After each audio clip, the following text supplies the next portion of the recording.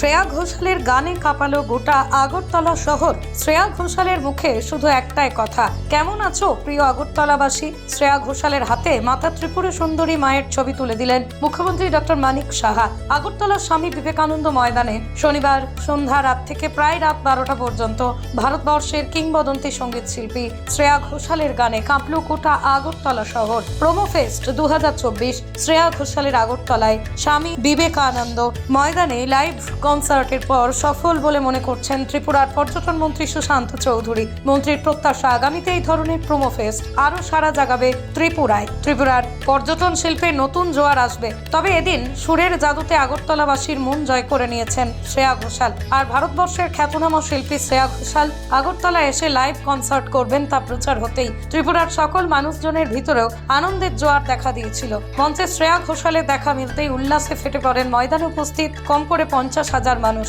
শ্রেয়া ঘোষালের মঞ্চে উঠে বারবার বলছিলেন, কেমন আছো প্রিয় আগরতলাবাসী। এই বিশেষ অনুষ্ঠানে উপস্থিত হয়ে শিল্পী শ্রেয়া ঘোষালকে সকল ত্রিপুরাবাসীর পক্ষ থেকে স্বাগতম ও অভ্যর্থনা জানান ত্রিপুরার মুখ্যমন্ত্রী ডাক্তার মানিক সাহা।